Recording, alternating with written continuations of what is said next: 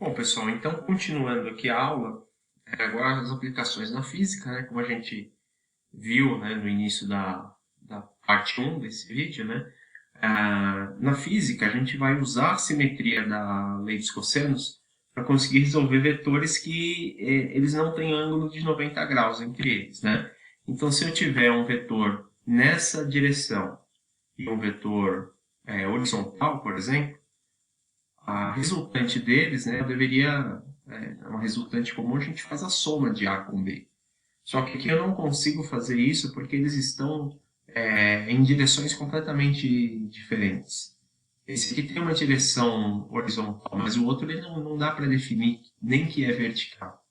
Por conta disso, a gente vai projetar as medidas formando a figura do paralelogramo. Então aqui a gente tem as diagonais de um paralelogramo, né? E a partir disso a gente consegue obter uma forma. Tá?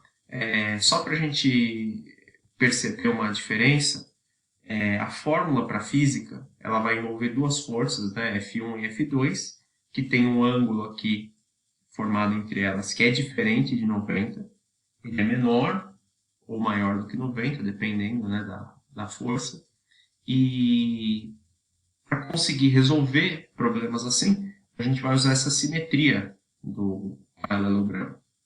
Tá? Então, basicamente, a gente vai fazer uma projeção, né?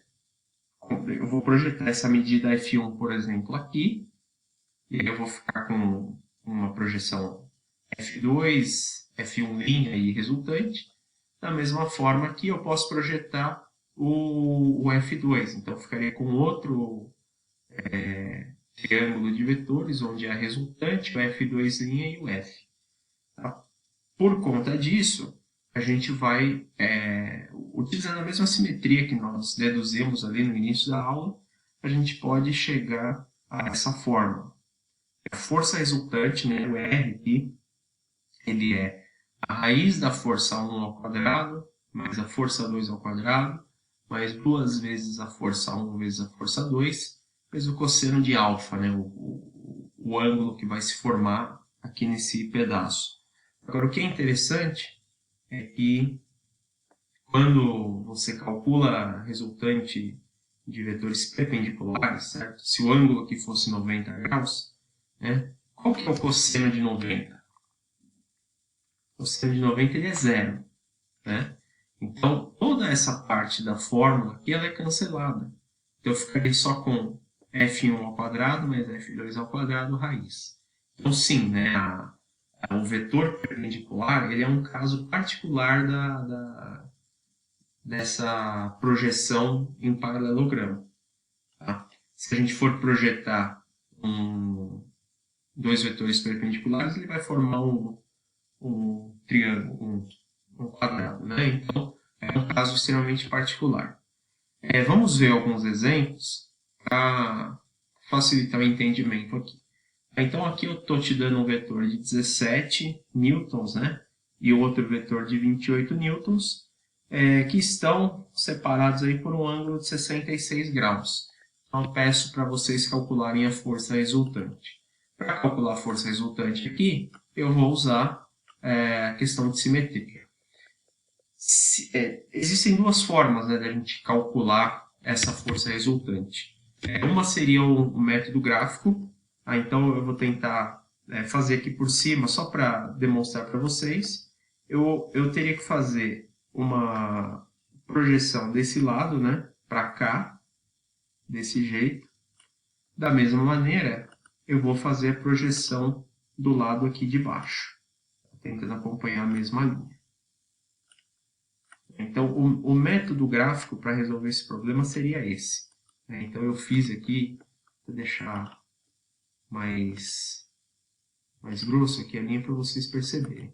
Então, o método gráfico de resolver um problema como esse seria você fazer essas projeções. Formou um paralelogramo, tá? E aí a resultante, vou fazer aqui ela em vermelho, ela fica aqui no meio, tá?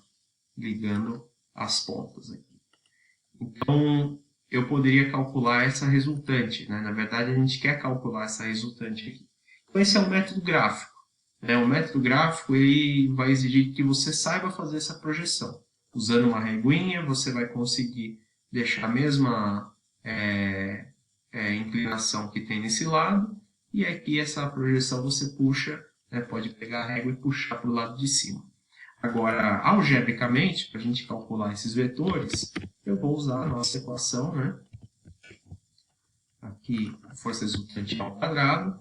Então, 17 ao quadrado mais 28 ao quadrado mais 2 vezes 17, 2 vezes 17 vezes 28 vezes o cosseno de 66. Tá? Aqui, a gente vai ter que tirar a raiz, então vou fazer direto aqui. Dá para fazer direto na calculadora. 17 ao quadrado mais 28 ao quadrado mais 2 vezes 17 vezes 28 vezes o cosseno de 66.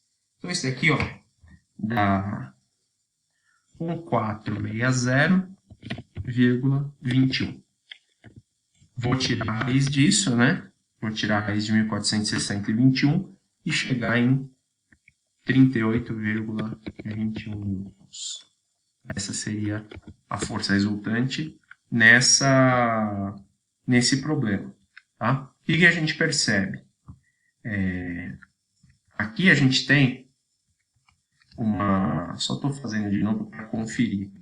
Nós temos uma força resultante que ela é um pouco mais acima do que esses valores que a gente encontrou de forças, Só para exemplificar, se a gente tivesse uma força vertical de 3, uma força horizontal de valor 4, a gente teria um resultante de 5. Então, esse valor é coerente para o que a gente esperava calcular.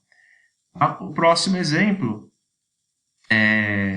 eu tenho duas forças, F1 igual a 6 newtons, F2 igual a 2, determine a força resultante.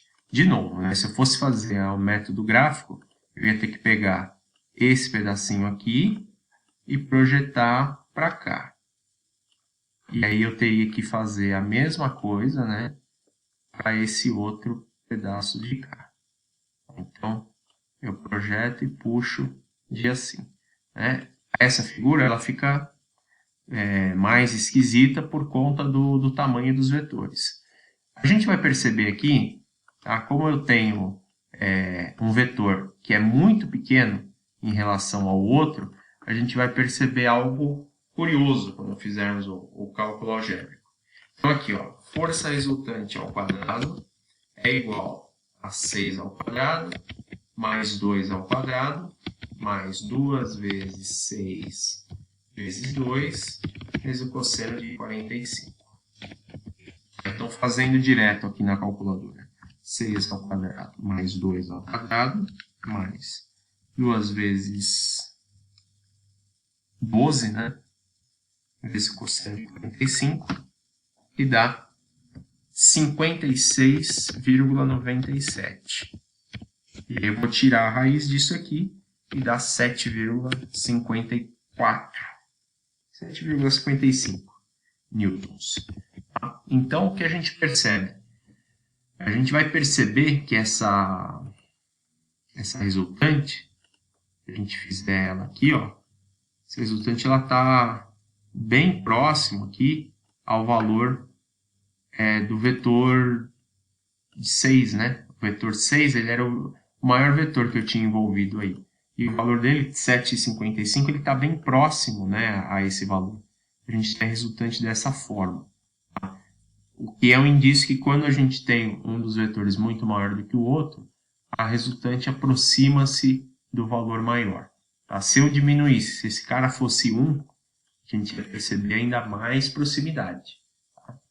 Então, essa é a aplicação da física, para a lei dos cossenos, a gente chama regra do paralelogramo, e não pode esquecer que aqui tem um sinal diferente. No que nós vimos até então, esse sinal aqui ele era negativo. Para a física, há esse ajuste do sinal. A gente está trabalhando com as projeções, a gente vai ter essa questão do sinal ser positivo.